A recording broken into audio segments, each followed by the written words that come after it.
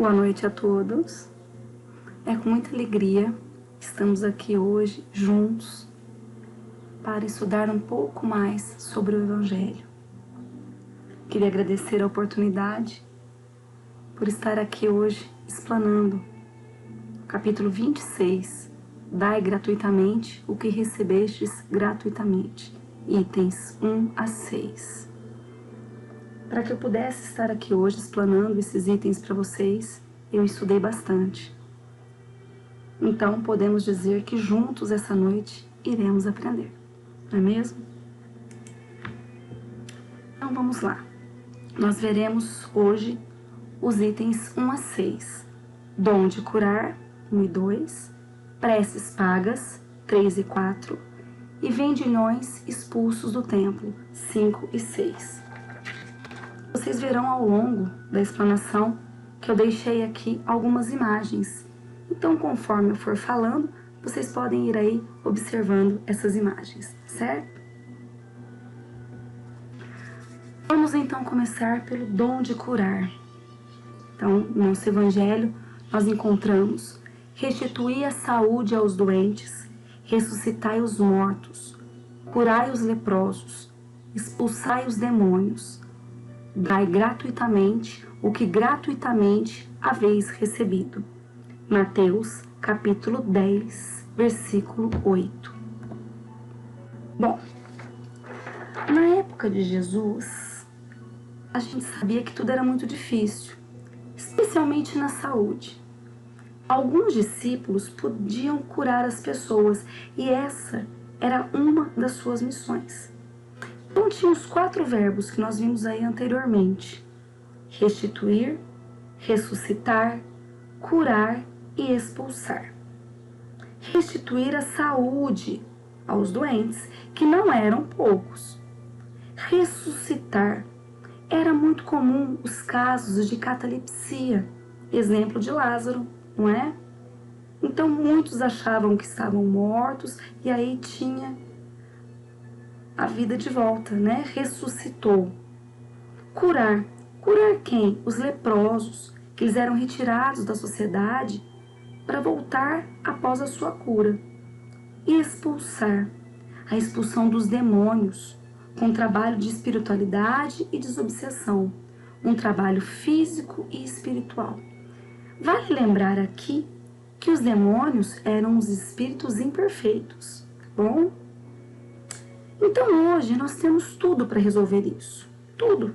Por exemplo, na saúde, temos mais recursos, nós temos aí melhorias no nosso sistema de saúde, tudo é mais fácil que nos tempos passados. Sabemos que os casos de catalepsia têm explicação e não era morte, não é? Temos tratamento para lepra, quer dizer, olha quanto avanço houve na medicina. E mesmo assim, o Evangelho nunca deixou de dialogar com a gente. É importante a gente refletir que esse ressuscitar é um despertar para a fé. É um ressuscitar os mortos para a vida verdadeira. Pois sabemos que a morte não existe, não é mesmo, gente? A vida continua no mundo espiritual. E aí a gente pode pensar, por isso que Jesus disse: deixe os mortos enterrarem os seus mortos. Por quê? Há 2 tipos de mortos: o que deixou a carne, não é? E aquele que está na carne, mas está alheio à vida futura. É aquela pessoa que está viva, que está sadia, mas age como morta. Não tem ânimo, não tem vontade, não tem fé. Então, para que haja esse processo de cura, tem que haver sintonia da pessoa querer ser curada, não é? Não tem como curar alguém que não quer ser curado. É necessário que haja essa sintonia, curar e querer ser curado. É muito importante que se cure o espírito, curar as mazelas morais. Será que você, será que eu, será que nós queremos ser curados? É uma cura mais espiritual do que física. Na realidade, é uma cura espiritual e não física. Por quê? Curando o nosso lado espiritual, nós melhoramos o nosso lado físico. Um liga-se ao outro. Mas deve haver o quê? A vontade, o querer. A vontade de querer se transformar, né? Quanto mais nos despregamos dos melindres, mais curados espiritualmente estaremos. Isso é se espiritualizar, se desapegar da matéria, preocupar-se com essa cura. Será que nós realmente queremos ser curados? Será que depois de curados nós vamos querer manter esse equilíbrio? Então, infelizmente a gente vê muito isso nos centros espíritas, né, pessoal? Ou na igreja. Vamos colocar nos centros espíritas, que é onde nós estamos, onde nós vamos, né? Onde nós nos encontramos. Muitas pessoas, elas estão doentes espiritualmente. Daí elas vão à casa espírita, fazem o tratamento, evoluem, se sentem bem. E depois que elas se curam, elas param de ir. E aí elas não voltam mais. É uma pena. Porque a gente sempre tem que ir no centro. A gente tem que ir no centro quando a gente está feliz, para agradecer. A gente tem que ir no centro quando a gente está triste, né? Para conversar, para pedir, para sentir aquela energia boa. E a gente tem que ir no centro sempre. Porque é ali o lugar de boas vibrações, de tratamento espiritual. Muitos pensam que o problema é sempre obsessivo, que o problema é espiritual. Mas não enxerga que a raiz desse problema é a própria pessoa. Então é muito comum a gente ver as pessoas dizendo: ah, o meu problema é espiritual, eu estou sendo obsidiada. Mas não muda os atos. É uma pessoa que sempre pensa coisas ruins, é uma pessoa que sempre atrai coisas ruins e ela mesma não quer mudar. E ela acaba jogando essa própria responsabilidade para os espíritos, para os obsessores, sendo que a raiz é ela mesma. E daí ela vai ao centro, ela se cura, ela se trata, ela melhora. Mas e aí?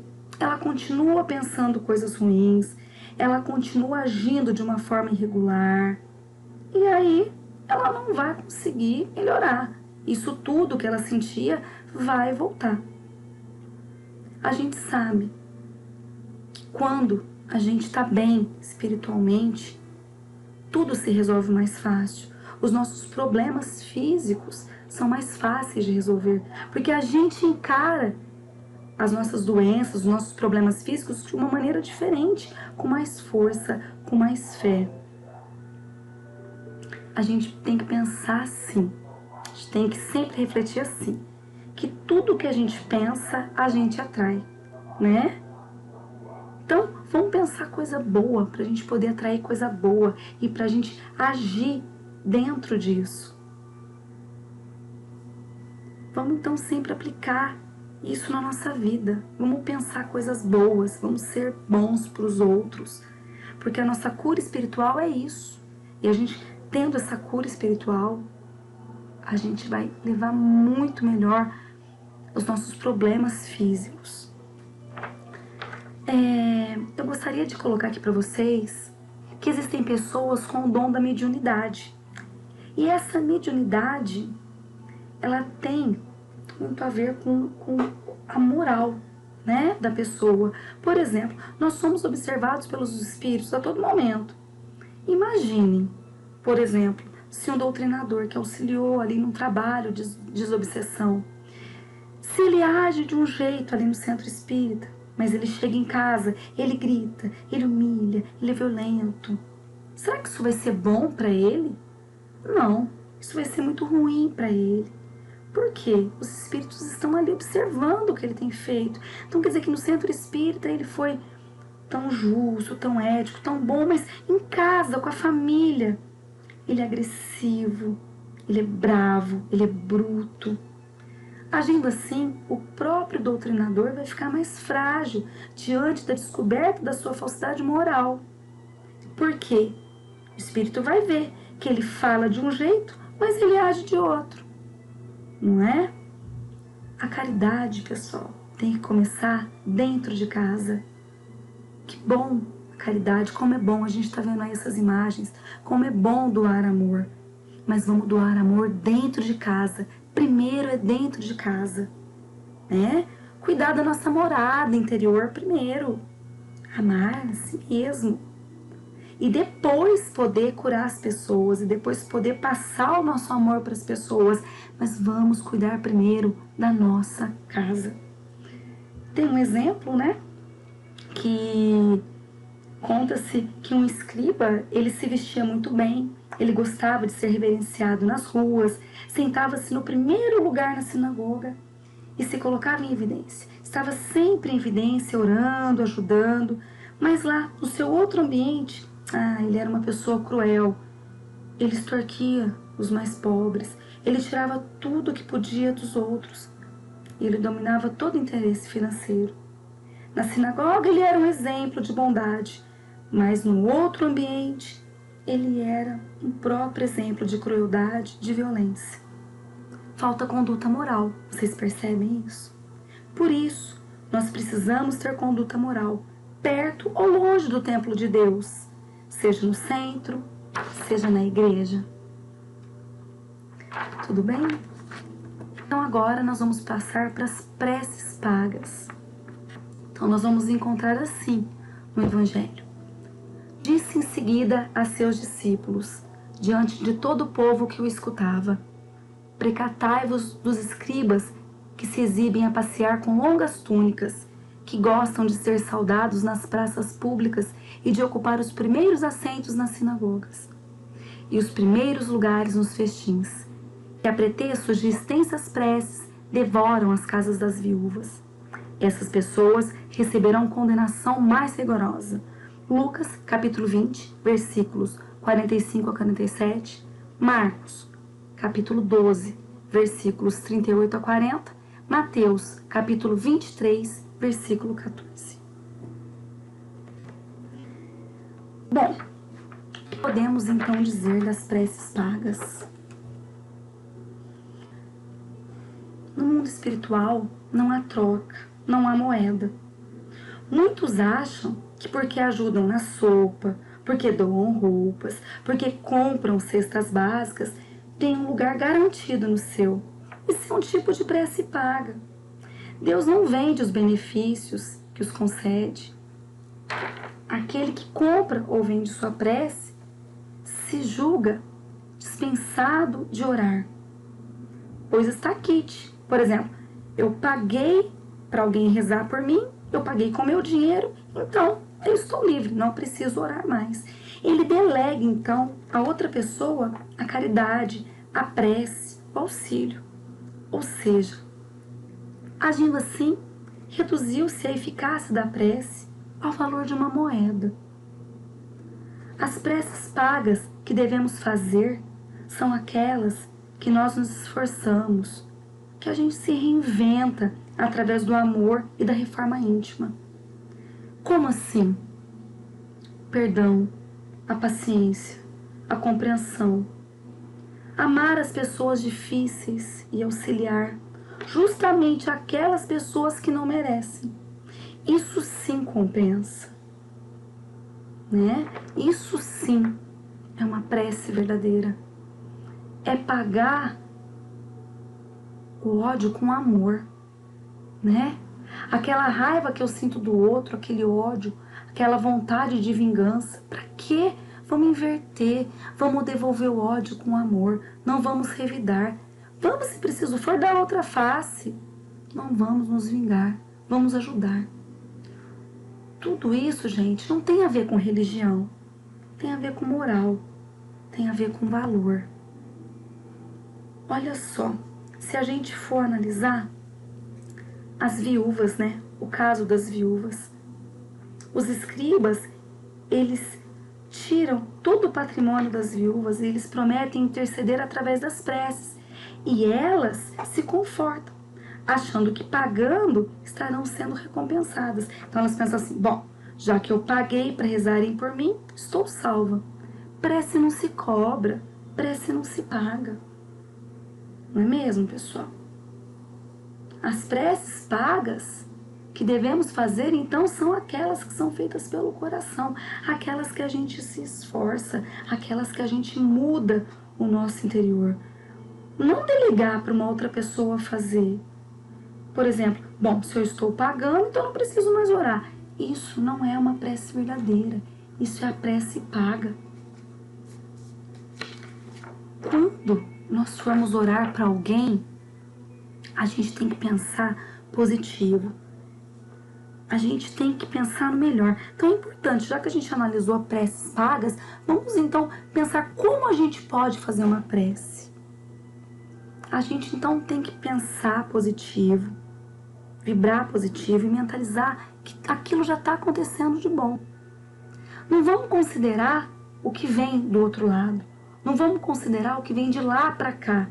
E nem os sentimentos ruins do outro. Não. É importante fazer uma prece na sintonia do bem. E olha só, será que a gente já pensou que é muito importante orar pelo bandido? Orar pelas pessoas que fazem o mal? Será que a gente está orando só para as pessoas que merecem, que necessitam? Ou será que a gente também está orando para aquela pessoa que não merece? Aquela pessoa ruim, aquele bandido, aquela pessoa que fez mal para a gente. Olha só que interessante. Isso é caridade, isso é evolução espiritual. Ah, mas eu não consigo fazer isso. Realmente, isso não se consegue do dia para a noite. Isso é evolução espiritual. E que a gente adquire isso um pouquinho por dia. Não se consegue isso do dia para a noite. Imagina. Mas a gente pode começar agora. Orando pelo bandido, orando pelas pessoas ruins. Elas precisam de oração. Desconsidera o lado ruim delas. Desconsidera o que vem de lá para cá. Considera o que sai do seu coração. Considera o que está aqui dentro. E faz a prece. Vamos orar com sinceridade. Aquela prece, sabe, que sai do coração? Essa é a melhor prece. Então vamos refletir mais um pouquinho. Olha os escribas fazendo isso com as pessoas, com as viúvas. Eles têm conhecimento. Eles sabem que não podiam cobrar pela prece, se aproveitando da fragilidade das viúvas. Então, mas eles faziam. Eles estavam agindo corretamente? Não. Mas e a gente? Será que nós temos contato com o Evangelho? Nós sabemos o que é certo, nós sabemos o que é errado. Será que nós estamos agindo corretamente? Se a gente tem contato com o Evangelho, se a gente pratica o Evangelho, se a gente lê o Evangelho, a gente tem que praticar. Será que a gente está praticando? A gente tem que tomar cuidado, né? Porque se a gente tem o contato com o Evangelho, conhecimento do Evangelho, a gente sabe que é errado pagar o mal com o mal. A gente sabe que é errado fazer a prece paga, né? A gente sabe que é errado de transformar a caridade em vaidade. Quando a gente vai lá ajudar alguém e tira foto, esparrama para todo mundo. Isso não é caridade, isso é vaidade. E a gente sabe que está errado. Então a gente precisa pôr em prática o Evangelho. Ler o Evangelho é bom demais, é lindo. Mas praticar o Evangelho, é fundamental. Então vamos pensar um pouquinho mais, né, sobre isso. Um pouquinho por dia, um pouquinho por vez. E a gente vai conseguir essa evolução espiritual. Então vamos agora nessa parte que eu mais gostei, que a gente vai se aprofundar um pouco mais. Os vendilhões expulsos do templo. Bom, vou ler então o que encontra-se no nosso Evangelho. Eles vieram em seguida a Jerusalém, e Jesus, entrando no templo, começou por expulsar dali os que vendiam e compravam. Derribou as mesas dos cambistas e os bancos que vendiam pombos. E não permitiu que alguém transportasse qualquer utensílio pelo templo. Ao mesmo tempo, os instruía, dizendo: não está escrito, minha casa será chamada casa de oração por todas as nações? Entretanto, fizeste dela um covil de ladrões. Os príncipes dos sacerdotes, ouvindo isso, procuravam meio de o perderem, pois o temiam, visto que todo o povo era tomado de admiração pela sua doutrina. Marcos, capítulo 11, versículos 15 a 18. Mateus, capítulo 21, versículos 12 e 13. Gostaria então de ler para vocês como está descrita esta passagem nos outros evangelhos. Novo Testamento, Lucas, capítulo 19, versículos 45 e 46. Jesus no templo. Então ele entrou no templo e começou a expulsar os que estavam vendendo. Disse-lhes: está escrito, a minha casa será casa de oração, mas vocês fizeram dela um covil de ladrões. Novo Testamento, João, capítulo 2, versículos 14 a 17. No pátio do templo, viu alguns vendendo bois, ovelhas e pombas, e outros assentados diante de mesas, trocando dinheiro. Então, ele fez um chicote de cordas e expulsou todos do templo, bem como as ovelhas e os bois. Espalhou as moedas dos cambistas e virou as suas mesas. Aos que vendiam pombas, disse: tirem essas coisas daqui, parem de fazer da casa do meu pai um mercado. Seus discípulos lembraram-se que está escrito: o zelo pela tua casa me consumirá.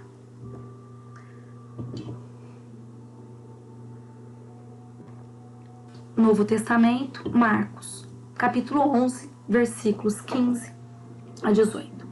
Chegando a Jerusalém, Jesus entrou no templo e ali começou a expulsar os que estavam comprando e vendendo.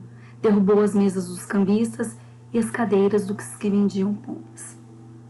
E não permitia que ninguém carregasse mercadorias pelo templo.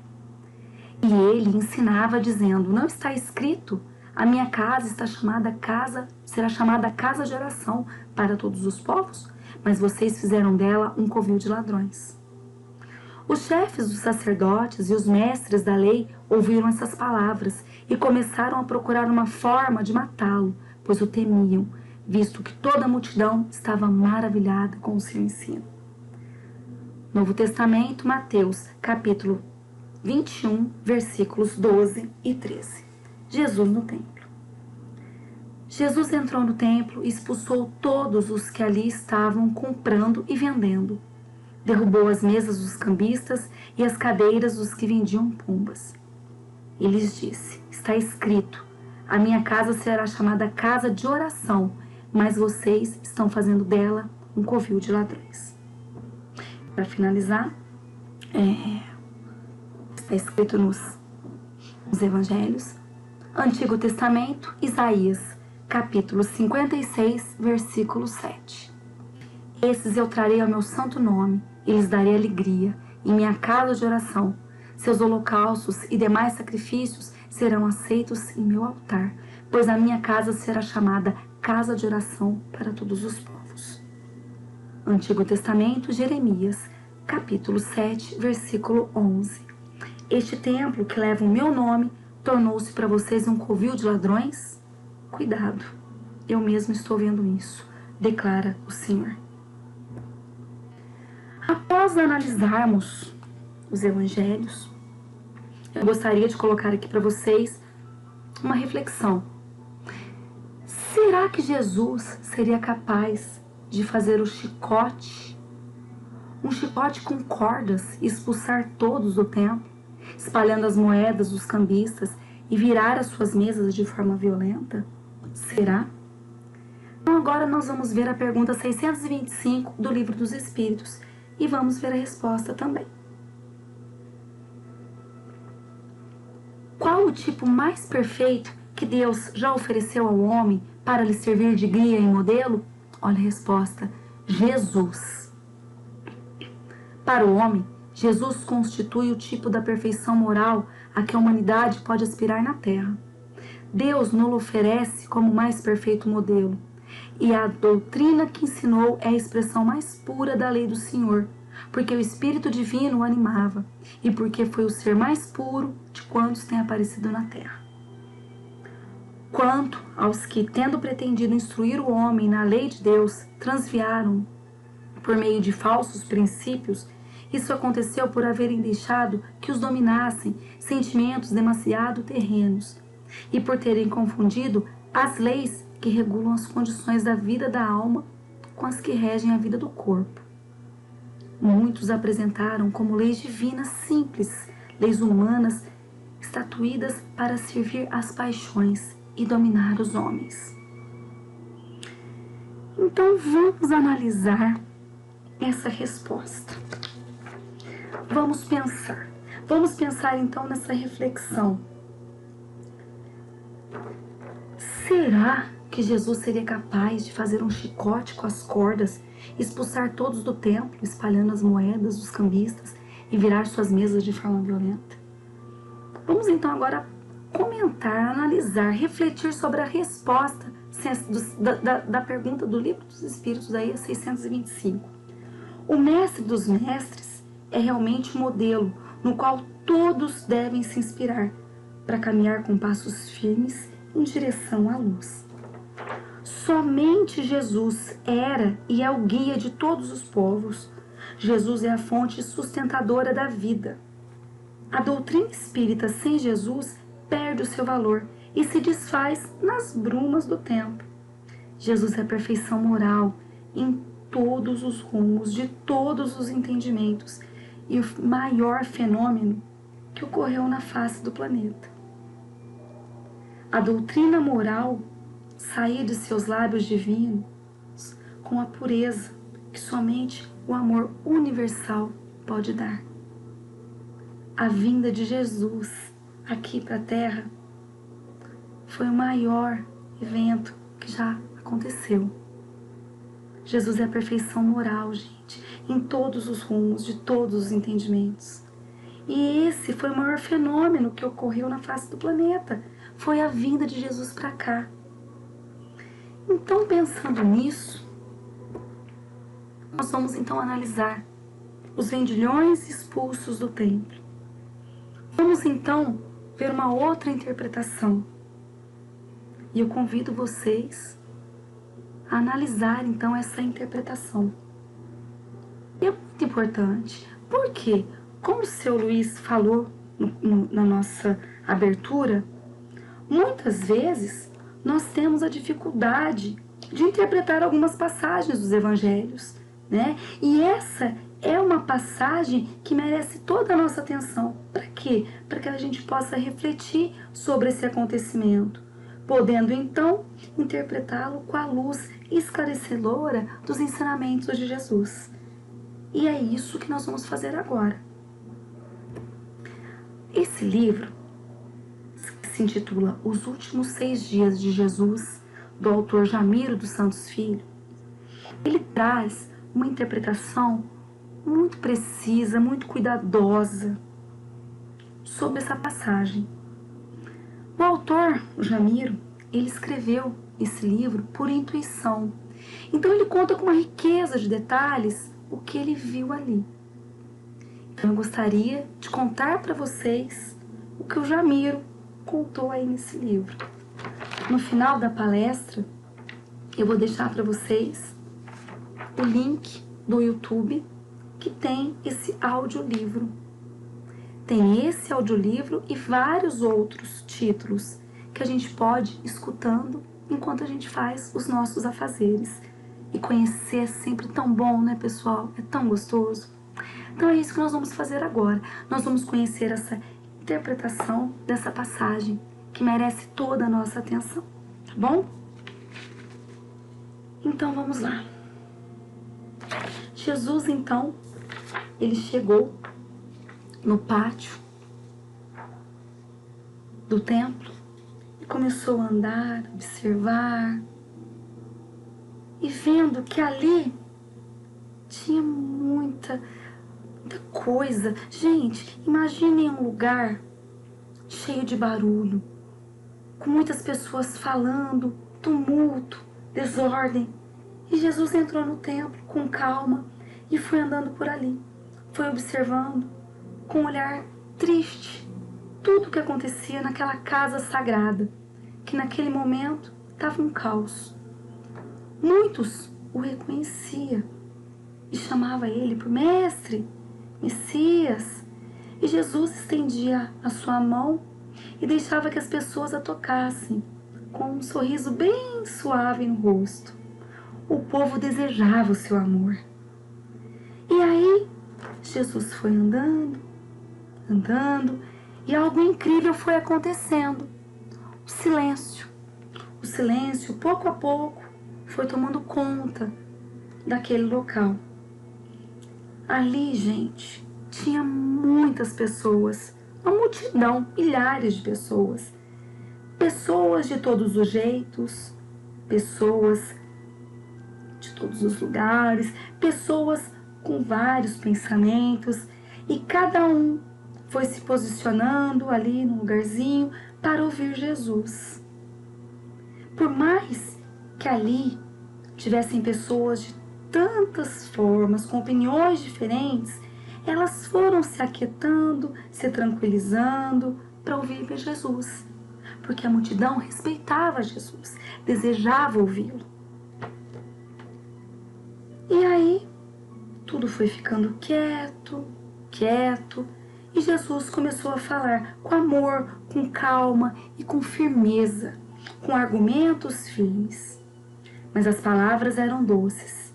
E ele dizia que o templo era o símbolo sagrado da fé e objeto de orgulho para toda a nação, mas que ele estava muito triste ao ver que o templo fora transformado em um covil de interesses materiais.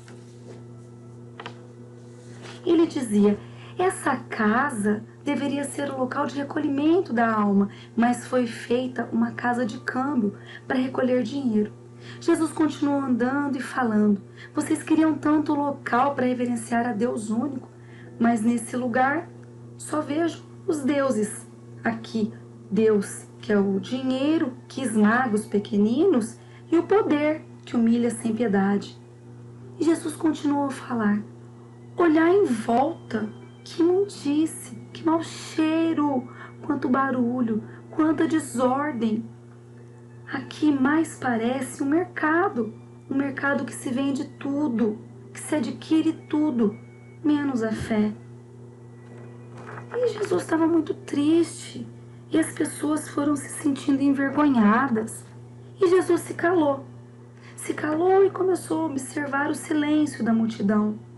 Muitos se ajoelhavam, outros colocavam a mão na cabeça.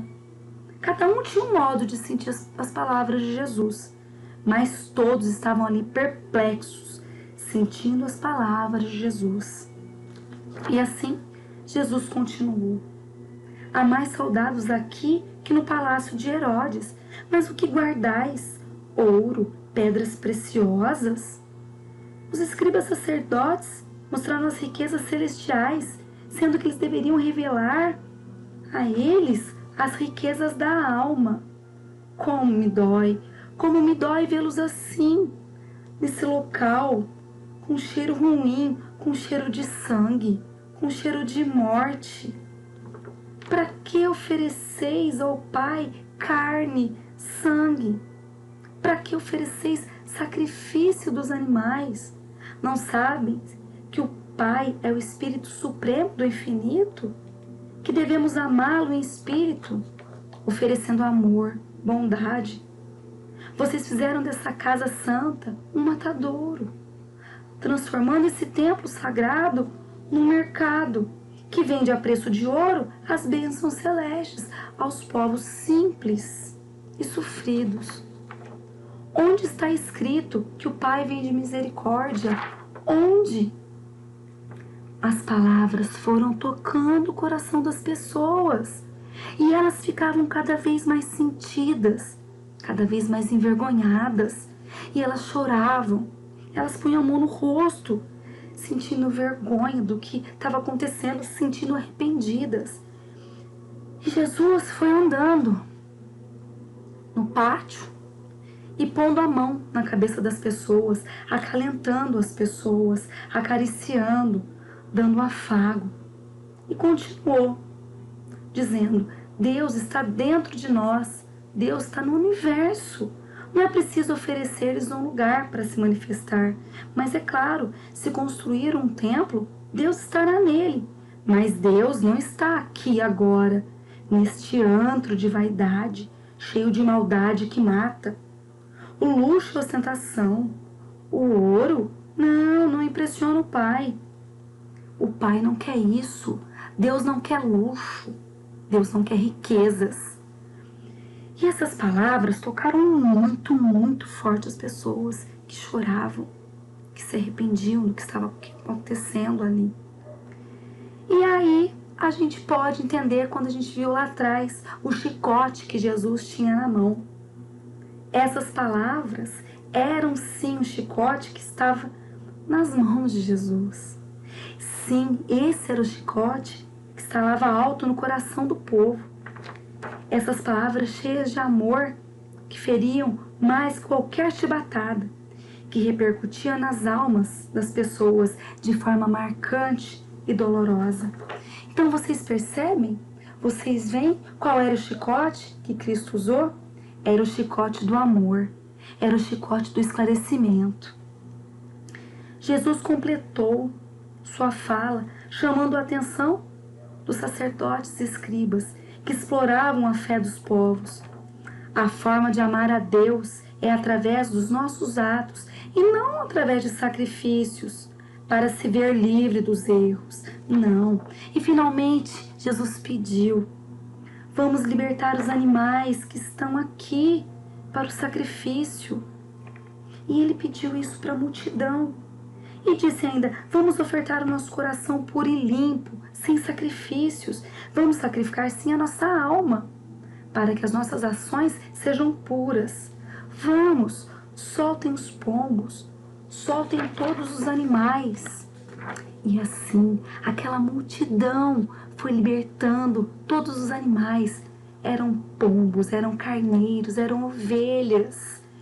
E naquele momento os animais foram saindo, pombos, as aves voando, os animais derrubando cadeiras, mesas, os vendilhões correndo e perdendo moedas no caminho. Então é claro, quem estava lá fora ouviu muito barulho, muito tumulto, mas foi isso que aconteceu. E olha só, mesmo as pessoas mais pobres que já haviam comprado pombas, e aquelas que já compraram os animais para o sacrifício, elas também libertaram, quer dizer, tiveram prejuízos. E muitos vendilhões deixaram cair moedas pelo caminho, mas nenhuma culpou Jesus pelo prejuízo. Nenhuma. Então, olha só, que interessante. Jesus ele conseguiu de forma pacífica, com argumentos fortes e com toque de amor, ele conseguiu fazer com que todos refletissem sobre as suas manifestações de fé. Os guardas que estavam ali, lembram? Eles ficaram boquiabertos, mas não foram contra Jesus. Os sacerdotes e escribas, que observavam a tudo, eles não tiveram um pulso para interromper os fatos. E aí, Jesus, como Jesus ficou? Jesus ficou parado ali, no centro do pátio, quieto, em silêncio, vendo o pátio se esvaziar pouco a pouco. E Jesus ficou muito feliz, observando o resultado das suas palavras. E aos poucos o ambiente foi ficando vazio. Os apóstolos também ficaram boquiabertos e com muita alegria, encantados pela ação de Jesus. Olha que lindo, gente. Olha que interpretação maravilhosa. Olha como traz paz ao nosso coração. Vocês entenderam o chicote que Jesus usou para expulsar os vendilhões do templo? Vocês entenderam? Ele usou o chicote, que foi a força do amor. O chicote que Jesus usou foi a força do amor. Porque Jesus é o puro amor encarnado. Jesus é amor. E se a gente crer nessa violência de Jesus, se a gente imaginar Jesus violento, irado e sem compaixão, seria humanizá-lo a condição dos brutos, dos ignorantes, que não entendem o transitório período que a humanidade se encontra. Então, vamos pensar nessa interpretação, nessa passagem. Lembrem-se, Jesus é o puro amor encarnado. O chicote que Jesus usou foi a força do amor. E aqui encerramos então a nossa explanação. Será que encerramos ou será que é o início de novas discussões? E possamos colocar em prática tudo o que aprendemos aqui hoje. Vamos agradecer a Deus pela luz esclarecedora. O conhecimento liberta. Vamos sim fazer o Evangelho, vamos ler o Evangelho, mas vamos, sobretudo, colocá-lo em prática. Uma boa noite a todos e que Jesus nos abençoe hoje e sempre. Que assim seja.